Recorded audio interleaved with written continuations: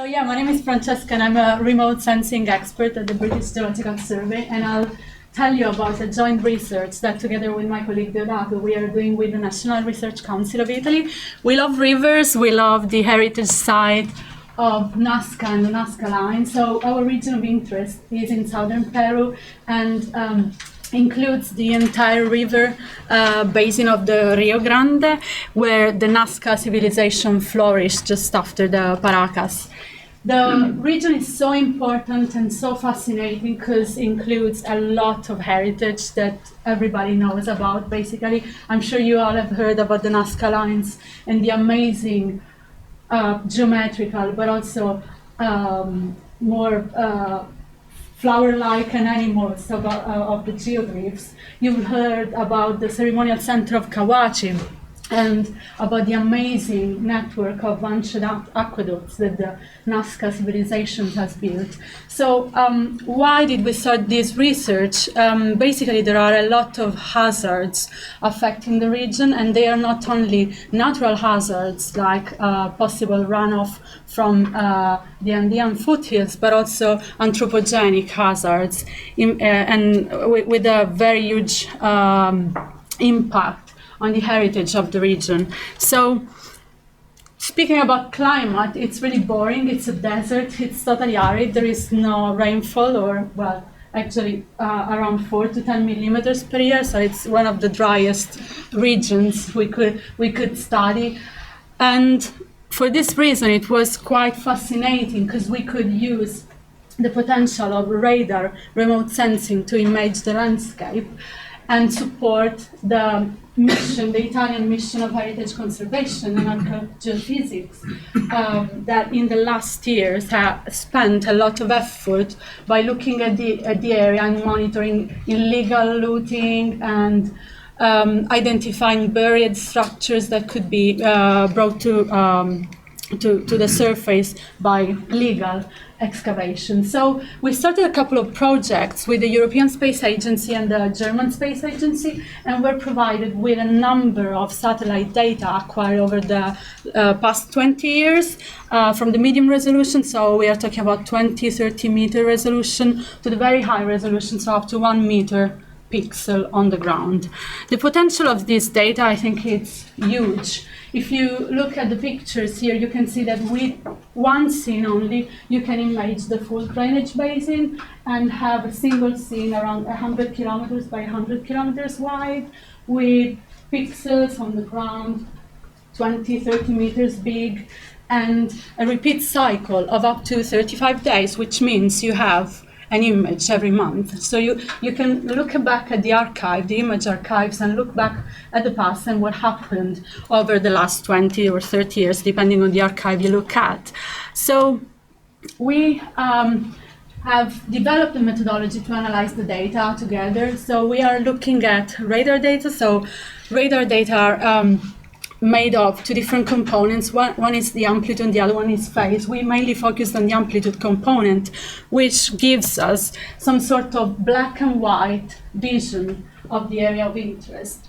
The brighter the pixel in the radar scene, the higher the magnitude of the radar signal backscattered to the radar sensor. So if you look at an image like that, and if you have a temporal stack, so a set of images acquired over the same area but at different times, you can combine them together and look at the temporal variations that you measured over the years. For instance, in the image to the right, we see with darker red areas undergoing a significant amount of change in the radar response and the radar signature over a temporal frame of 2 years. So the temporal variability is a function of the radar response of the area, and it's controlled by a set of characteristics that are that depend on the radar sensor. So if you keep them, if you use data acquired by the same radar sensor, the only variability you will get will depend from the local topography, roughness, and dielectric properties, mainly soil moisture variations. So if we look at at the radar data and compare them with some optical data, in particular multispectral data from the Aster sensor, we can see that rivers, I'm not going to be able to reach that point, you can see that rivers, they have a radar response which is much brighter than the surrounding agricultural fields, while if you have water bodies or areas of calm water, like the Pozzo Cocha in the same image, you will have specular reflection, so the radar response will be very, very dark and very, very low. Similarly, if you have very dry surfaces, like the Sacred Mountain of the Cerro Blanco, you have a greater penetration depth of the signal, and basically the radar signal is lost and you don't get back much energy to the sensor. So looking at the geoglyphs, we must analyze first the construction typology of the geoglyphs. So they are called also negative features. So they were built by removing, scratching the very dark gravel out of the surface of the valley, and what's left basically is a much brighter terrain that appears in optical data as bright, but it appears the other way around in the radar data. And as you can see there to the right, you have, even with a medium resolution image, which is not that great, you can still recognize all the different rectangular geoglyphs, and some of which are unfortunately cut by the main motorway of the valley. So what we tried to do, having so many images available, was to analyze the temporal variations in the radar signatures for a set of areas. And in here we are looking at the variation of a couple of small regions of interest located along the river valley. And although each agricultural field has its own typical signature depending on the type of crop and cultivation, there is seasonal fluctuations that reflect the groundwater fluctuations over time with seasons. And by studying those fluctuations, we can derive whether there had been any changes related to the climate, to the changes in the climate with years. So moving from a more qualitative analysis, we can also go into a more quantitative comparison of the different data. And we analyzed a set of pairs of this huge satellite stack that we had, and we computed ratios between pairs of scenes. So as you can see to the left, those are the original images. They are characterized by signals, also controlled by topography, and the response of the area to the typical side-looking geometry of the radar. So the radar doesn't look at the area of interest just from the top to the bottom, but has a sort of tilt in the looking geometry. So every time you have non-flat surfaces, you'll have a strong component due to topography. But if you use the same sort of sensor and the same sort of acquisition geometry, when you make the ratio between two scenes, what you get left, it's only a component due to the actual variation of the signal due to an actual change. So with colors that are always helpful, in here I'm showing you variations along the river plane occurred between 2004 and 2005 at the top, while also we were able to depict changes occurring within different seasons, for instance from May to November 2005. One of the other targets of the study was the analysis of groundwater regime of the ancient Pukyos. So we compared our radar-based analysis at the top with an optical-based analysis and comparison of different vegetation indexes.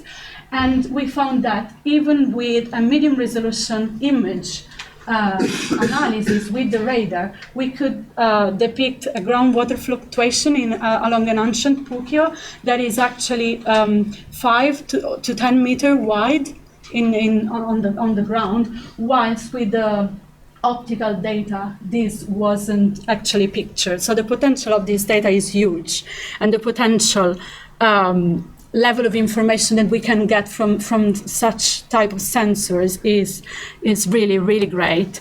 So one of the natural hazards that have, let's say, the highest potential to have huge impact on the geoglyphs are mass movements of sandy material and runoff of sandy materials from the mountains. This is not, so don't worry, this is not actually affecting the geoglyphs, but it's a very nice example of how fast the morphological changes occurring in sandy dunes at the foothills of the mountains can be. So in here we are comparing data for 2003, just 2 months apart, and by simply using a color composition between the three scenes, what you get is a clear picture of the morphological changes occurring across the area of the dune, and you can track down the mass transport across the dune if occurring in an area of the geoglyphs.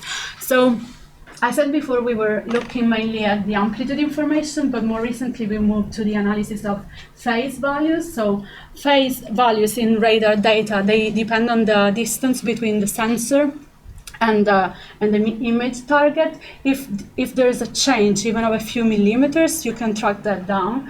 So in this product here, we have combined phase information from two different scenes acquired in 2004 and 2005, and the color scale indicates with yellow areas where no changes occurred, while the darker, the violet, the higher, the greater was the change measured by the radar.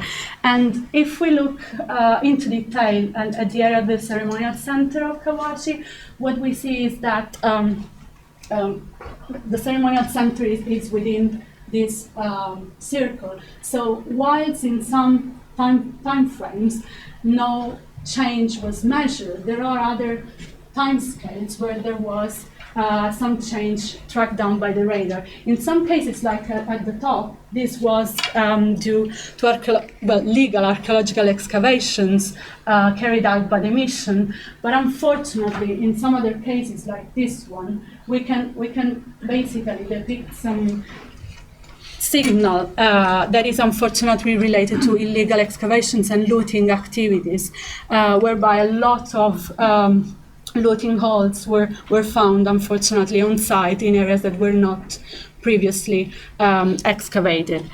So we started with a medium resolution analysis, and now we are moving more into detail by exploiting high resolution and very high resolution data. And in here you can see the amazing difference in the level of detail that you can get. Yes.